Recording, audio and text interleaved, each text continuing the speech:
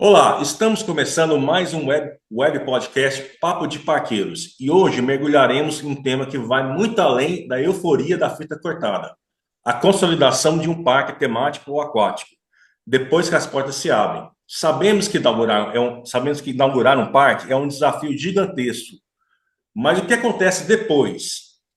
Eu sou Fábio Mendonça, diretor do Turismo Compartilhado, e estou acompanhado nesse bate-papo do meu companheiro Suelan Santos. Olá, Suelan, como está você hoje? Pronto para mais um Papo de Parqueiros? Opa, sempre, hein? Papo de parqueiros é incrível. Sempre pronto para trocar ideia com os amigos do setor. E para nos ajudar a desvendar esse desafio de consolidar um parque, transformando uma novidade em um legado, temos um convidado de peso, Bruno Teodoro, diretor de operações parques do Hot Beach Parques e Resorts. Olá, Bruno, seja bem-vindo ao Papo de Parqueiros. Obrigado por aceitar compartilhar sua experiência conosco. Por favor, faça uma breve apresentação de sua trajetória profissional para a nossa audiência. Fala, Fábio. Primeiro, agradecer o convite. Prazer estar aqui contigo. Prazer estar aí com o Suelan, grande amigo aí de jornada de parque. Vai ser muito bom poder falar aqui um pouco sobre esse nosso universo, né, que é tão gostoso. Bom, estou nesse meio de parque aquático há mais de 12 anos, né? Uma carreira já consolidada na gestão há 8 anos. Trabalhei num grande parque em Goiás por 7 anos e já estou aqui no Hot Beach Olímpico há mais de 5 anos. Então vamos lá, vamos bater esse papo aí, vai ser bem gostoso, acho que vai ser divertido e proveitoso aí para a gente falar desse cenário de abertura de novos parques. Alguns parques, como já sabemos, já contam com hotéis e uma base de clientes antes mesmo da abertura, como é o caso do Hot Beach, né, que já tinham hotéis em operação. Outros ainda vão construir essa base de clientes.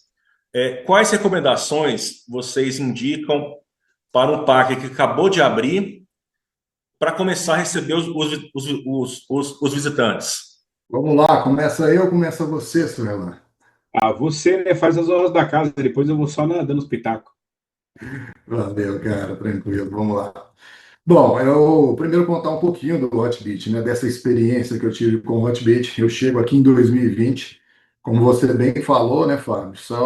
Quando inaugura o Hot Beach em 2017, nós já tínhamos um hotel em operação, estava inaugurando outro simultaneamente. Claro que isso já dá uma atração para o parque, e aí você vai criando uma reputação. Mas se eu fosse falar, e aí a gente está falando de recomendação, que eu indicaria para alguém que está abrindo, exatamente falando sobre isso, cara. Eu acho que a fase pós-abertura, ela é a mais decisiva, porque você ainda não tem uma reputação, né? As pessoas criam muita expectativa sobre aquele parque. Então, a primeira recomendação, eu acho, falando de forma estratégica, é não depender só da mídia que vai gerar fluxo, porque a primeira base que você tem, aquela base inicial de visitante, é a que cria o potencial que vão se tornar promotores desse parque. E aí você começa a escalar. Primeiro ganha confiança, reputação, e aí a escala vem naturalmente, não dependendo somente de mídia paga. Eu enxergo muito assim, eu acho que o boca a boca no início da abertura de um parque talvez seja um dos pontos mais importantes. E outro, se eu fosse dar uma dica para as pessoas que estão abrindo um parque, é você ter um foco. Eu acho que o ponto é tentar não vender para todo mundo, sabe? Logo lá na largada. Você tem que definir qual que é o teu nicho, tentar talvez atrair uma audiência mais próxima, aí, um público de um raio até 200, 400 quilômetros, e não atender em nível nacional, que você ainda está começando. Primeiro gerar essa reputação ali na fase regional ainda. Acho que é isso. E aí, Brunão, seguinte, você sabe que eu tô aqui em João Pessoa, né? Passando aqui por esse desafio de ainda, né, vivendo assim, a contagem regressiva para abrir as portas. Mas, cara, quando me veio à mente da gente trazer você para esse papo aqui, foi porque eu vi, né, ali prática, né, um destino, obviamente explodindo, né, que é o destino de Olímpia.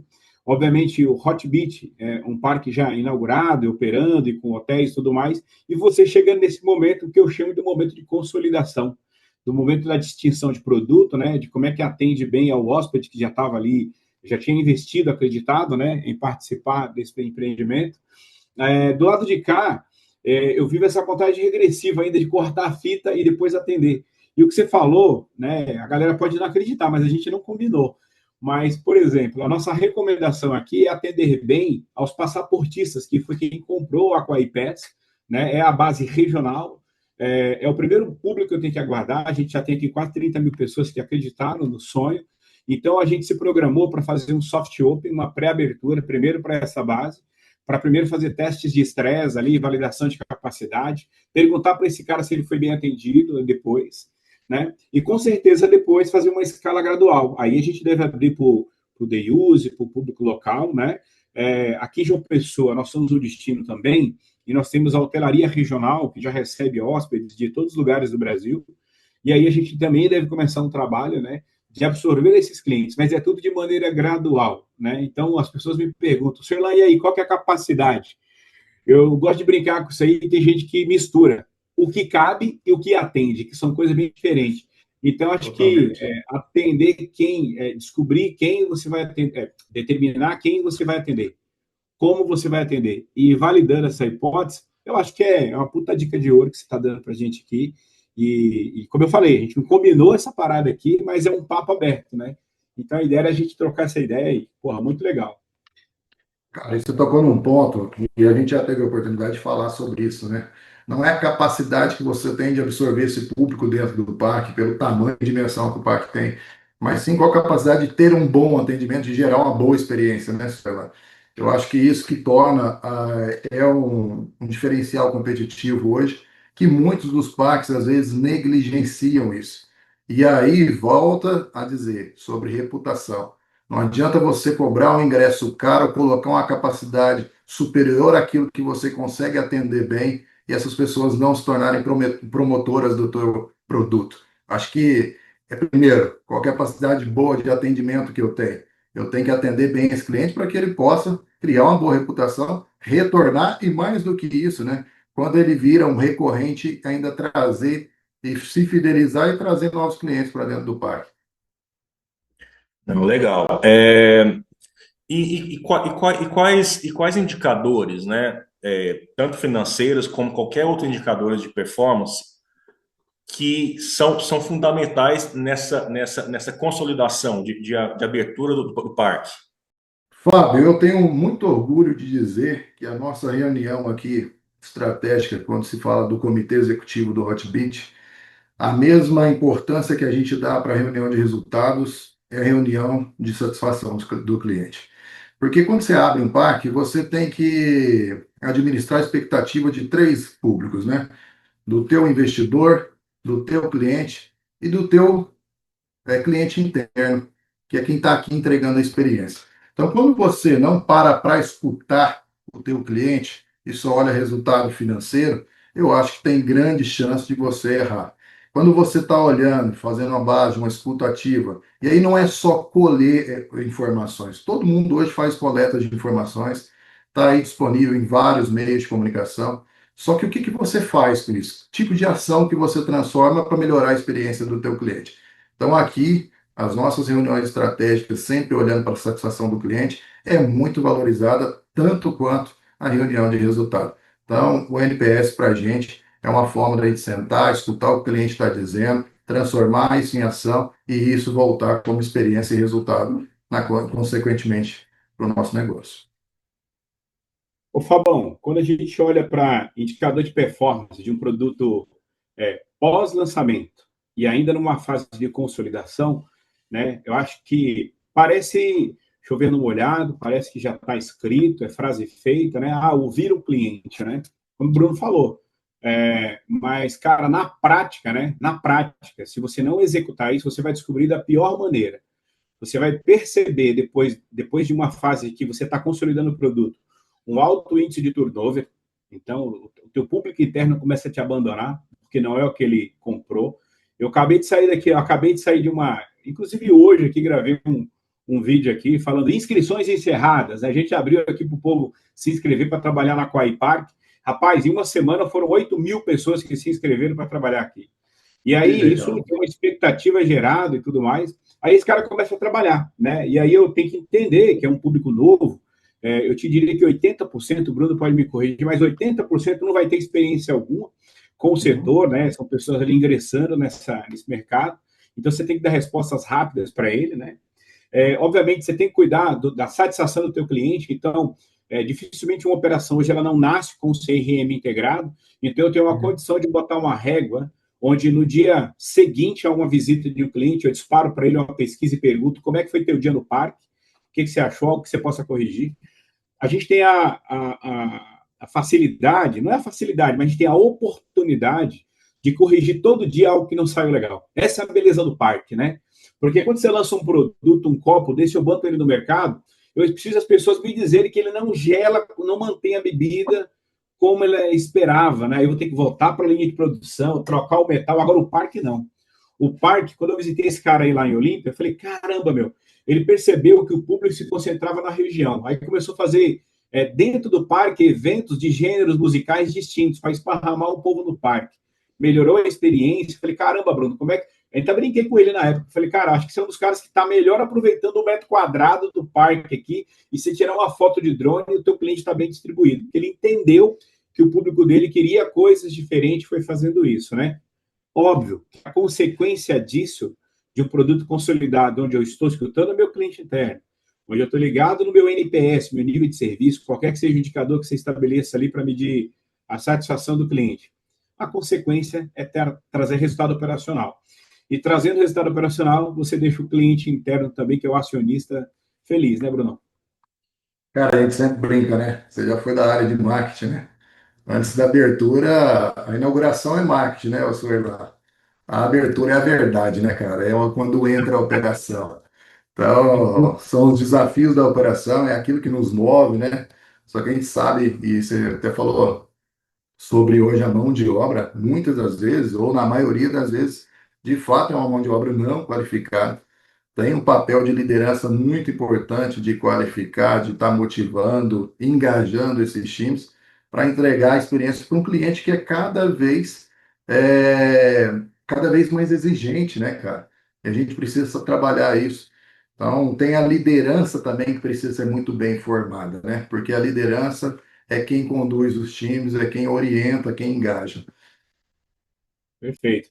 Cara, e assim, eu sei que a gente se conhece, a gente está há muito tempo na estrada, né? Mas quando a gente pega aí, cara, nos últimos. Eu não vou muito longe, não, hein? Eu vou falar nos últimos 15 anos, vai. A quantidade de equipamento de lazer e de operações aí, quer seja aquática, temática ou indoor, que surgiram no país. Então, essa velocidade de capacitação não acompanha essa capacitação. Então, a gente fala, a gente tem outros fóruns aí que a gente troca muita ideia sobre a dificuldade de pessoas, enfim. E aí, recentemente, eu fiz um post no meu LinkedIn que deu uma polemizada, que eu falei de escassez de mão de obra. Aí uma galera veio lá falando, como escassez, eu estou aqui precisando de um emprego. Mas será que essa pessoa se ligou que o mercado mudou, que exigem outro tipo de capacitações, de habilidades, né? Eu vou voltar lá ainda para falar sobre isso, não vou dar spoiler agora não, mas é sobre isso, né? Eu acho que o nosso público hoje ele está muito bem equipado de informação. Ele consegue entrar na internet, ele consegue olhar o nível de satisfação, ele consegue olhar o TripAdvisor, ele consegue, antes de ir para um destino, olhar o que é recomendado fazer e montar o roteiro dele, né? Então, acho que assim, se o cliente está preparado, como é que a gente vai estar menos preparado? Não tem como. E quando a gente fala, então, assim, dois tipos de parques, um que já tem um hotel e o outro sem hotel. A consolidação, esse pós-abertura, são muito semelhantes, até mesmo quando já tem uma base de clientes já até fidelizada, né? Qual o desafio para essa base de cliente do hotel que já está fidelizado e vai utilizar o parque, no caso? Eu acho, Fábio, que é gerir as expectativas desse cliente. Hoje nós temos vários aí parques com hotelaria e todos entregando uma boa experiência. De que forma você se diferencia e marca para que esse cliente queira retornar para o teu empreendimento em meio a tantas opções de escolhas que ele tem. Então, são desafios, na minha opinião, diferentes, são distintos, de fato. Quem já tem um parque junto com hotelaria, ele já tem um público ali fidelizado, mas principalmente quem tem multipropriedade, que são públicos diferentes. Esse sim é fidelizado. Por exemplo, eu sempre falo para todo mundo aqui que foi um grande divisor de águas quando nós inauguramos o primeiro empreendimento de multipropriedade dentro do Hotbit. Isso resolveu uma grande lacuna de sazonalidade que nós tínhamos nos meses de baixa. Então, você tem uma dificuldade de atração de novos clientes em alguns meses, principalmente no segundo tri, né, de abril até junho, a gente tem muita dificuldade em atrair cliente. Essa base da multipropriedade, que já é fidelizada e é recorrente, você precisa também gerir essas expectativas, porque eles vêm aqui 2 vezes ao ano. E toda vez que esse cliente volta, ele quer ser encantado, impactado de uma maneira diferente. Então você não pode entregar as mesmas experiências sempre. Você pode entregar um calendário temático, por exemplo, e a gente faz isso aqui. Todos os anos tem algumas temáticas que você não consegue fugir disso. De Páscoa, de Halloween, Dia das Crianças, Natal. Cara, mas e a experiência? Ela sempre tem que deixar alguma coisa para o cliente pensa, eu quero voltar aqui no ano que vem, porque eu sei que ele sempre entrega algo mais. E é isso que a gente está tentando construir. Acho que o entretenimento é muito forte aqui no Hotbit e por isso faz com que a gente tenha uma ocupação tão alta no nosso segmento de multipropriedade, com índice de cancelamento tão baixo, e é um cliente hoje que a gente enxerga como um dos principais clientes hoje do parque. Eu acho que tem muito a ver com modular a experiência de acordo com a expectativa do público que você vai receber, da persona. Fabão, é o seguinte, como você conseguiu dar uma separada legal aí, tipo, o empreendimento, que ele não tem hotelaria, que ele não tem esse cliente da multipropriedade, né, ou do vacation, clientes ali do timeshare, né, o day use, né, ele tem o day use. Esse cara do day use, né, ele tem a expectativa dele, né, ele tem a expectativa de pagar um ticket e ter uma experiência desde a aquisição do ticket até o acesso ao parque e estar dentro de uma piscina, incrível, porque ele tem aquela oportunidade, né? E o cliente que investiu ali, que comprou uma cota, que comprou uma semana, que comprou um programa de férias, né? Ele também tem essa expectativa, porém ela é elevada a uma potência maior, que é condizente ao investimento que ele fez ali. Então, ele quer ser bem tratado na semana que ele está, ele quer uma experiência naquele quarto, ele espera naquele lugar que ele vai voltar, porque esse é um cliente de uma base, que é o que a gente chama de recorrente, né? Porque o empreendimento ele vai ter dois grandes blocos de receitas ou de usuários: o eventual e o recorrente. O cliente que compra um ingresso ou uma diária, ele é um eventual. Agora, aquele cara que tem um programa de passaporte anual, ou que ele tem uma cota, ou que ele tem um programa de férias, ele é um recorrente. Então, esse recorrente está sempre. Tem cliente aí, que é cliente, o Bruno pode falar isso, é cliente já há mais 5 anos, 7 anos, que ele sabe, conhece até o pessoal da equipe de lazer e recreação. Se você olha, se você for pior ou igual à última temporada, o cara pode falar: olha, ano passado você estava melhor, hein? Então, acho que essa é a diferença, mas a grande distinção é saber quem é que está vindo, né? E você se preparar para isso. Quais estratégias mais eficazes para motivar e inspirar os colaboradores e, não, que eles realmente façam parte sintam a cultura da empresa, né? E não seja apenas colaboradores mesmo, né? Mas embaixadores da marca. Acho que falar de colaborador interno, para mim, me orgulha muito, porque eu acho que a forma como a equipe é tratada reflete como o seu cliente vai ser atendido na ponta. Isso é uma verdade absoluta e eu vejo que às vezes muitos líderes ainda não entenderam que o nosso negócio é feito através de pessoas, são essas pessoas que entregam a experiência na ponta, né? Quando você fala de um colaborador ele se tornar embaixador, cara, isso não pode acontecer por uma ordem de um líder. Eu acho que tem que acontecer pelo orgulho de pertencer à empresa. O Hotbit fez um programa aqui, que é o jeito Hotbit de ser. Então, tem alguns valores que para a gente é inegociáveis, e isso tem treinamentos contínuos que é feito com os times de liderança, tem alguns multiplicadores, e a gente faz isso com o time de colaboradores. Então, esse sentimento de pertencimento que o colaborador interno tem, para mim, faz toda a diferença. A equipe só veste a camisa de fato quando ela faz parte da história, né, senhor? Acho que você pode contribuir com isso, e não ser apenas um processo, porque são pessoas e a gente, parque é feito de pessoas, um negócio é feito de pessoas, e é através deles que a gente vai fidelizar esses embaixadores da marca, né? Ah, sem dúvida, né? Hoje é lugar comum quando você fala do cliente, né? Que você tenta construir brand lovers, pessoas ali apaixonadas pela marca, né? Só que esse brand lover, né? O brand, né, brand lover, esses fãs de marcas aí, eles começam dentro de casa mesmo. A gente vai falar hoje das melhores empresas para se trabalhar, né?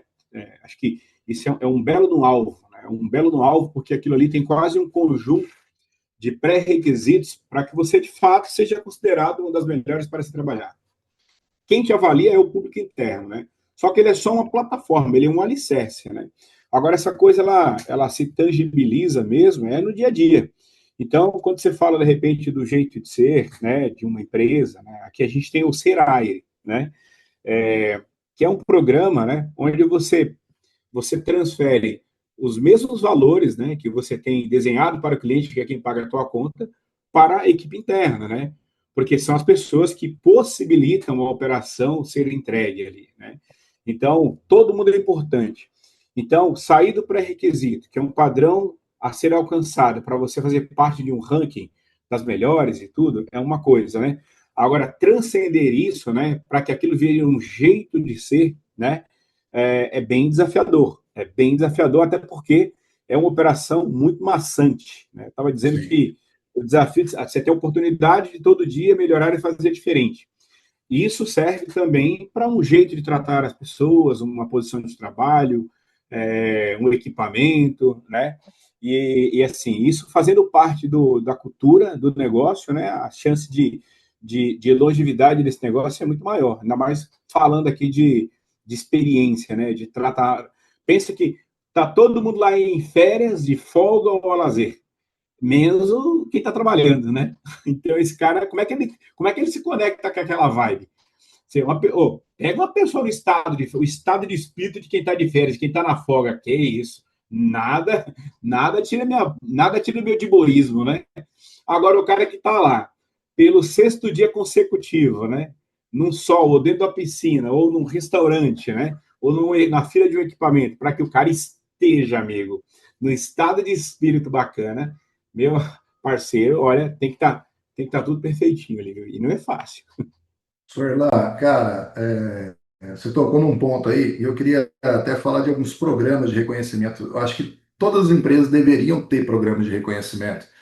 Nós temos o atitudômetro. O que que é o atitudômetro? Todas as lideranças têm os seus cardzinhos para que ele, durante a operação, ele veja um gesto ali do colaborador que merece ser reconhecido pela atitude que ele teve, você reconhece isso na frente dos outros. Então, isso fortalece demais cultura. E algum dos nossos rituais de gestão aqui, nós temos um encontro mensal que é feito com eu sou diretor da área, então participo junto com a unidade, com o pessoal de gente e cultura, que é para a gente valorizar esses momentos, e a gente reconhece em público esses colaboradores que fizeram a diferença nesse mês. Então, cara, imagina para a pessoa ser reconhecido na frente de todos os outros colaboradores por uma atitude. Isso aí é um efeito cascata, porque todo mundo começa a ter as mesmas atitudes, entender quais são as atitudes que de fato faz a diferença no dia a dia, né? E como a gente está falando de um parque de pós-abertura, na consolidação, na experiência de vocês, quanto tempo para essa equipe ficar engajada, vestir a camisa da empresa e quais desafios para um parque que é recém-aberto e provavelmente a equipe não está tão engajada ainda para ela não ela realmente contribuir para a experiência do cliente. Ah, fortalecimento de cultura, na minha opinião. Cultura não pode estar escrito no manual, na parede, e não ser praticada no dia a dia. O Fábio comentou sobre um ponto, né? O desafio. Uma operação em processo de consolidação, né, ela tem desafios 360, né, de validação de performance, validação de capacidade, validação do produto que foi desenhado, se ele está no momento de uma reflexão para mudar ou não, né? E tantas demandas, né, por sua atenção, né? Um desafio é você não tirar nunca do foco, né, que o público interno também precisa estar 100% ouvido ali, né? Ficar atento a essa movimentação interna, né? De por exemplo, um alto índice, né, de falta em um determinado setor, né, ou um alto índice de desistência de pessoas ali, né, ou a insatisfação da entrega de algum cliente pontualmente naquele lugar. Eu acho que o desafio na consolidação também tem a ver, caramba, eu tenho uma cultura, peraí, por que eu não estou conseguindo fazer? Né? O que está acontecendo aqui? Então, assim, corrigir rápido, né? Acho que perceber rápido, se manter a escutativa e corrigir rápido talvez seja um grande desafio e, sem dúvida, acho que é um caminho mesmo. E falando da experiência do cliente dentro do parque, né, talvez as filas seja um ponto que tenha mais reclamações. Como combater essas filas, né? Como é que vocês, estratégias, por exemplo, tem aqueles aplicativos, né, que a pessoa faz um fila online, né? Como vocês enxergam que pode ser combatido para melhorar a experiência do cliente? Ô, Brunão, essa aí eu queria resgatar um pouco da minha experiência de Vai lá. parque temático, né? E de ride park também. Eu gostaria até, Fábio, se você me permite a licença poética, né? A fila, ela não se combate, né? Você vive a fila, né? Porque tem atração, né? Que você sabe que a partir de um determinado ponto, a pessoa vai demorar 30 minutos para chegar até o ponto de imersão. 30 minutos, ou 1 hora e meia, né? E aí, de acordo com o tempo, né? Por isso que fica tão claro, para quem já é parqueiro mesmo aqui, raiz, sabe da importância do pré-show, né? O pré-show, ele não tem só a expectativa de te imergir naquela atração, mas de te entreter, né? Tudo dentro de um equipamento de lazer é entretenimento, né? Inclusive a fila, né? Então, sei lá, infelizmente, você pode ter fila num restaurante, cara. A gente foi para uma atração, para o equipamento, mas você pode ter fila no restaurante. Se eu tenho fila no restaurante, será que ao invés do pré-show, aquela música que o Brunão coloca na banda tocando na fila, o pessoal está até lá ouvindo a música e entra na vibe, e um acesso fácil a uma bebida gelada para que ele possa consumir? Tudo isso tem a ver com entretenimento, tem a ver com a percepção de que eu estou ali esperando, porque é física, né? Olha, aqui atende 500 pessoas por hora, eu estou aqui nesse ponto, eu vou levar 30 minutos até eu me servir ou até participar da atração. Então, talvez não é um combate, é a experiência de viver a fila, né? Viver, como é que eu vivo essa experiência aqui? Eu trago muito esse ensinamento de parque temático, de ride park, né? Play Center, Hopi Hari, mas no parque aquático não é diferente. E aí, tanto é que eu brinquei aqui com o restaurante, eu falei do Bruno, que ele usa bem hoje esse artifício aí de entreter as pessoas. Cara, falou tudo. Seria, tem muito para complementar aqui, mas quando você disse que o problema não é o tempo de fila, concordo. O problema não é tempo de fila, é a sensação de desperdício, né? Da pessoa entender que ela está perdendo o tempo dela ali. E tem várias estratégias. Eu acho que conseguiu acertar muito. Suerlan teve algumas oportunidades de vir aqui nos visitar, e exatamente isso é criar entretenimento em diversos pontos do parque. E aí, quando a gente fala da fila, a fila também ela pode ter entretenimento, né? Você pode ter interação com personagens, jogos digitais, pode ser um áudio ali temático na própria torre. Então, tudo isso faz com que a pessoa ela nem veja o tempo que ela está ali na fila. O problema não é ficar na fila, o problema é ter essa sensação de desperdício de tempo. Então, eu acho que tem como a gente amenizar isso. Não, legal.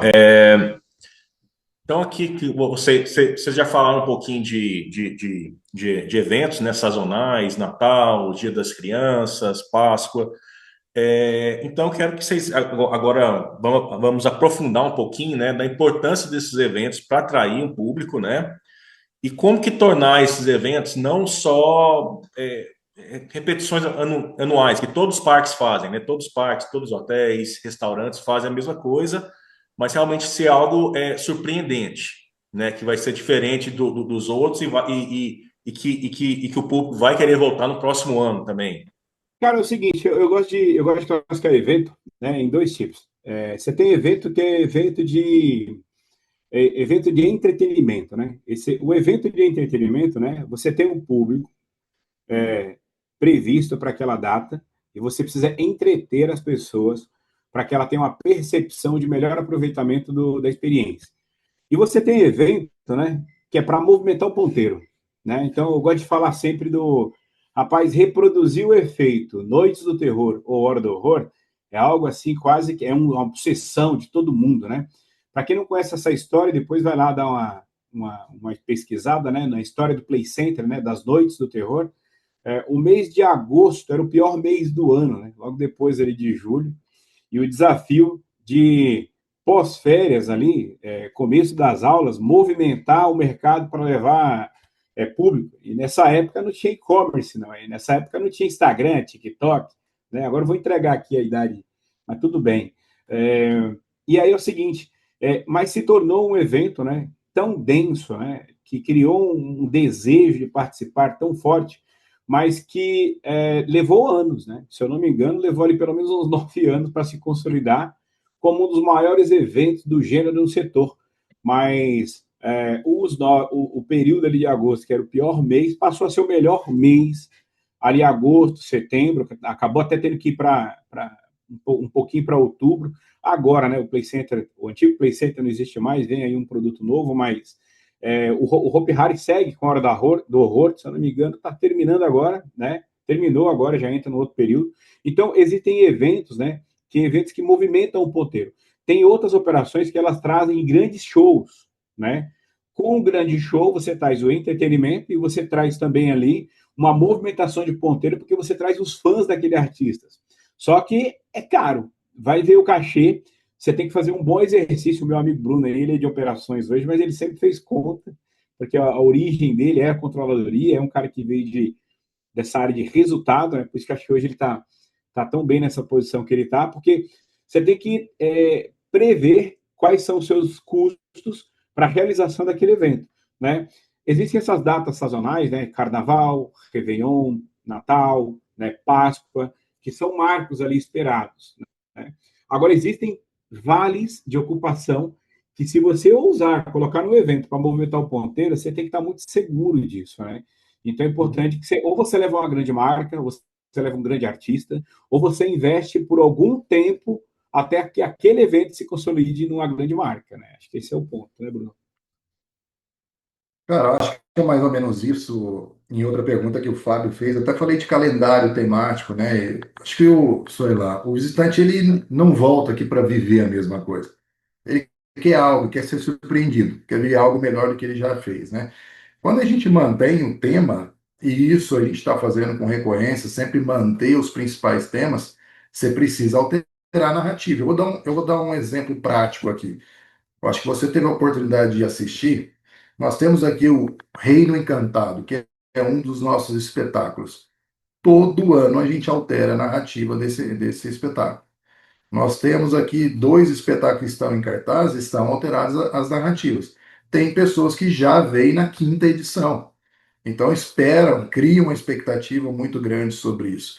E dentro do parque dá para fazer uma série de coisas, de ativações, principalmente quando se trabalha com um calendário temático, você consegue entregar uma experiência muito melhor do que você entregou no ano passado, mudando somente a narrativa e aprendendo com os erros e acertos do ano anterior, cara. Então acho que é isso, é não entregar a mesma experiência, sempre buscar fazer algo melhor do que você fez no ano anterior.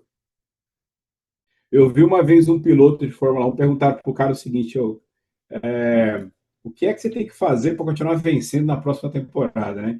Ele falou: bom, nós vamos ter que trabalhar bastante, mas eu sei o que a gente não deve fazer. Fazer a mesma coisa porque a gente ganhou esse ano. Porque se a gente ganhou esse ano e fizer a mesma coisa, a gente vai ser ultrapassado ano que vem, com certeza. Então você pode ter certeza que não é fazer a mesma coisa, né? Manter a linha, aquela estratégia, mas buscar um componente adicional, fazer diferente. E na opinião de vocês, né, de acordo com a experiência de vocês, qual é o melhor modelo para impulsionar essa consolidação do parque? É utilizar personagem, criar personagens a partir do brand do parque, ou licenciar personagens já famosos, marcas já consolidadas? Cara, eu acho que os dois modelos são válidos, mas na minha opinião é criar os personagens, Fábio. Eu acho que tem uma memória afetiva sensacional. Você tem um apelo aí de uma série de outras receitas adicionais que também dá para ser criada em cima disso. Mas o personagem, a forma lúdica que você trabalha ele, ela gera um encantamento que eu acho que faz parte do imaginário, não só das crianças, mas também do adulto, e faz com que essas pessoas queiram voltar aqui. Então, para mim, é criar o próprio personagem e aí fortalecendo essa marca ano após ano. Eu sou muito fã dessa ideia de criar o seu personagem e, de novo, como o Bruno falou, não tem certo nem errado, tem o que serve para cada um. Tem equipamento de lazer aí, parque famoso, que ele prefere licenciar uma grande marca, né? E para pensar, né? Quando eu pego uma marca, um personagem, um desenho que já é famoso, que já tem ali uma legião de fãs ali, né? De seguidores, né? Isso tem um preço, né? Quanto é que custa o licenciamento anual? Quanto é que custa ser fidedigno à recomendação de como utilizar aquele personagem, o figurino, né? Quanto custa o operacional de tudo isso? Tem um preço, tá de um tamanho, e te traz um resultado. Por outro lado, né, não é da noite para o dia que um personagem próprio ganha vida e vira o seu Mickey Mouse ali. Né? Ele tem ali a sua escala, a sua jornada de amadurecimento. Mas para criar pertencimento, né, o pessoal da Vila Guarani, né, Brunão? Tem seus personagens lá do parque, né, inclusive, e você cria a cultura ali de pertencimento. A molecada, depois de um tempo, em outros lugares que a gente trabalhou junto, aí, com certeza tem lá cada um os seus personagens. Aqui, aqui no Aquaí, a gente está nascendo agora, né? Já temos o nosso primeiro arretado, são os arretados, hein? Vem aí a turma dos arretados, Arretados. os arretados, e a gente acabou de fazer a revelação do primeiro, do líder dele, não podia ser diferente, né? É o Arretadinho, o apelido dele é Dinho, que é o nosso sol, é um solzinho, Que sol bacana. nasce primeiro em João Pessoa, nas Américas, né? E o nosso líder da turma é o sol. E aí vem aí uma série de revelações de outros personagens, e é óbvio, né? Desde a concepção desse personagem, né? O custo da produção do seu figurino, a manutenção da história dele, né? A melhoria contínua, os outros que vão chegar, o jeito de usar, as ativações, tudo isso custa muito. Sim. Só que a manutenção dele e criar essa conexão com o produto, né, é mais genuíno, né? Cria um senso de pertencimento. A gente fez um evento de lançamento no shopping aqui e a gente só fez uma lata temática, não está aqui agora, não sei mostrar para vocês, uma lata temática que ela tinha lá, o nosso marketing fez uma lata e fez um Bob Goods com a historinha do personagem para ser colorido. E ele foi até lá, cara, uma loucura, a criançada ficou apaixonada. Agora, você imagina isso no parque, imagina isso tangibilizado ali em produtos, né, em caderno, em boné, em mochila, né?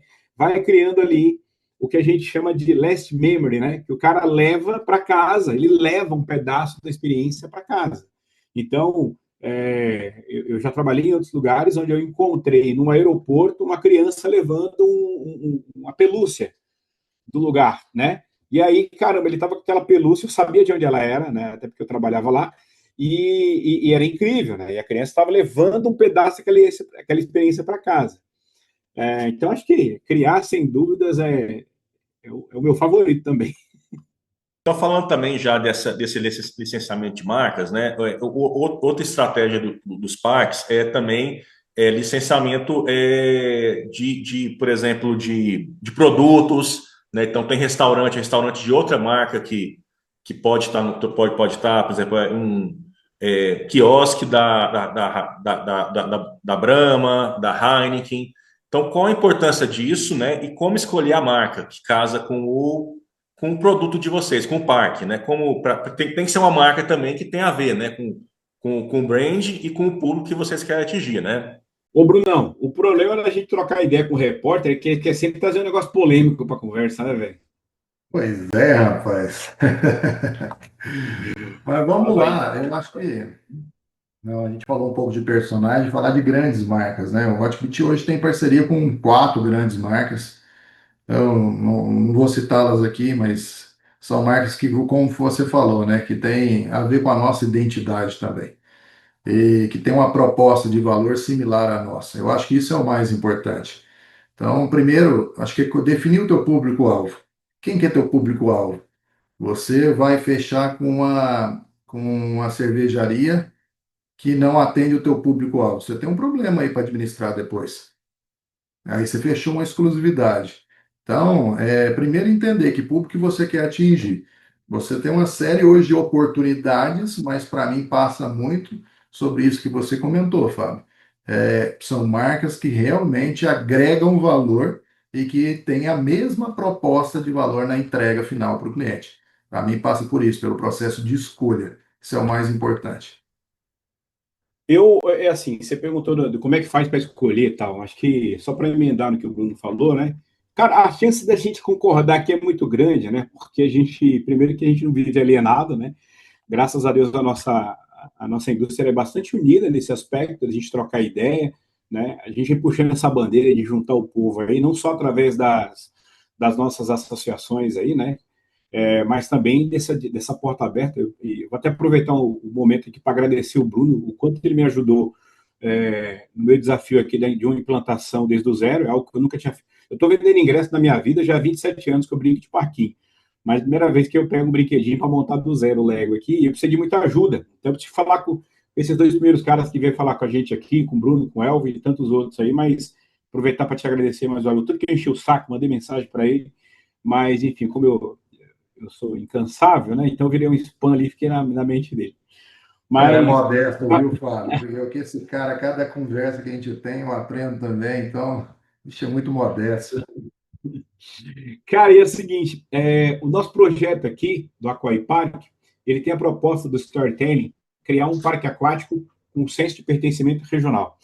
Nós queremos que a pessoa entre no parque e saia falando, eu estive num parque aquático na Paraíba, legitimamente nordestino, como é que eu levo isso? Como é que, para quem conhece aqui, eu vou fazer propaganda da nossa cidade aqui, mas para quem veio em João Pessoa, que andou aqui na orla de Cabo Branco, né, de Tambaú, foi no mercado de artesanato, comeu uma tapioca, um cuscuz, né, uma carne de sol, o cara ele tem que entrar no parque aquático, né, e sair no Aquaí e falar, caramba, eu estive num parque aquático em João Pessoa. E aí, eu não vou falar, obviamente, qual foi a primeira marca, né? Mas na hora da gente celebrar o primeiro contrato aqui de uma das empresas, né, a gente olhou para essas questões regionais, de pertencimento, de fit cultural com o que a gente quer entregar para as pessoas. E quando a gente estiver na hora de revelar aí, o povo vai saber que a gente levou em consideração isso. É óbvio que serão outras, tem marcas nacionais também que virão, inevitavelmente, mas essa primeira, a gente quis puxar uma questão da regionalidade, né? Pra você ter ideia, só para um pequeno spoiler, né? Ela entrega um insumo, um produto acabado que tem a participação do povo do Nordeste, do interior de outros lugares, não só Que de João Pessoa, legal. mas do Nordeste em si. Então, depois, quando a gente for contar essa história numa coletiva de imprensa, quando veja a hora de falar, né, o pessoal vai entender isso. Então, a marca tem marca nacional, mas tem que ver qual é o produto que ela entrega, qual é o pensamento dela, se ela está conectada com o teu público. Na minha humilde opinião, acho que passa por aí, Fabão. Bacana, então. É, então, vamos falar aqui então um pouquinho de marketing, então. É, então, a gente hoje tem, né, um cenário com uma marca digital, né, muito forte. E quais estratégias de comunicação e marketing são mais eficientes para esse parque em consolidação, né? Como um parque pode cortar o ruído e se conectar com o público-alvo? Pensa o seguinte: nós não abrimos as portas ainda, e se eu for olhar aqui agora, a gente deve estar indo para casa de, sei lá, 130 mil, 140 mil seguidores em nosso perfil. A gente não abriu as portas ainda, tá? Só nesse mês aqui que a gente divulgou as vagas e tal, uma galera veio conhecer, a gente teve um crescimento absurdo, né? Então, daqui até a abertura, né, que a gente está na contagem regressiva para o próximo verão, a gente vai crescer muito essa relevância, essa audiência, esse público. Depois que você abre as portas, mas depois que você consolida, né, você passa a ter uma audiência ali, né, orgânica muito forte, né? Então, a opinião de quem consome teu produto ela é muito importante, né? Eu ouvi um especialista de verdade, falar de marketing antigamente, né? Pensa o seguinte: antes dessa democratização das redes sociais, né, quem é que tinha capacidade de fazer uma campanha publicitária em todo o território nacional? Eram só grandes agências, grandes marcas, né, gigantescas, né? Então você criava um marketing ali de audiência, de visibilidade, né? Então uma campanha no horário nobre da novela, um outdoor estampado no lugar no aeroporto, né? Isso hoje está democratizado, né? Só que hoje, né, o que eu defendo, né, e que aí a gente pode trazer mais gente para a mesa no momento adequado, né, é o marketing de relacionamento. Relacionamento, né? Eu tenho que me relacionar com o meu público-alvo. Eu tenho que me relacionar com o meu usuário, o meu cliente, né? Como é que eu me relaciono com ele, né? Perguntando, né? Tem um cargo aqui no mais novo, né? Uma posição de social listening, né?